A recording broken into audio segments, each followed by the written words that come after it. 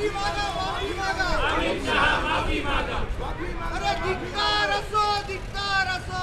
अमित शहा धिक्कार असो. अरे धिक्कार असो, धिक्कार असो. अमित शहा धिक्कार असो. भाजपचे नेते आणि केंद्रीय गृहमंत्री अमित शहा यांनी राज्यसभेत महामानव डॉक्टर बाबासाहेब आंबेडकर यांच्याविषयी आक्षेपार्ह वक्तव्य करून विरोधी पक्षांसह सर्वांचा रोष ओढवून घेतला.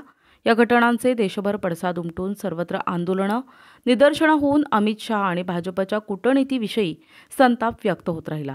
या पार्श्वभूमीवर काँग्रेसनेही नाशिकच्या डॉक्टर बाबासाहेब आंबेडकर यांच्या पुतळ्याजवळ निदर्शनं करून मनुवादी मानसिकतेचा धिक्कार केला.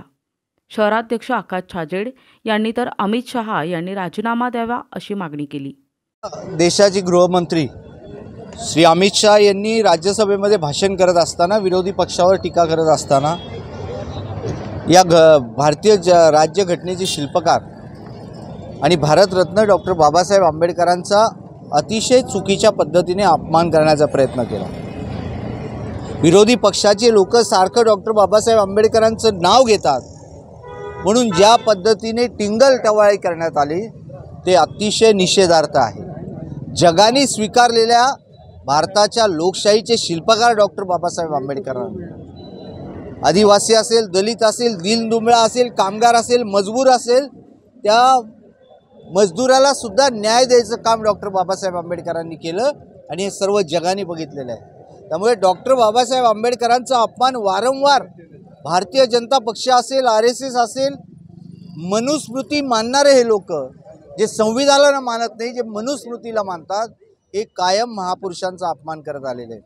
ज्यांनी स्वातंत्र्य लढ्यामध्ये इंग्रजांची माफी मागितली, या भारतीय जनता पक्ष असेल, RSSच्या लोकांकडनं दुसरी अपेक्षा करू शकत नाही.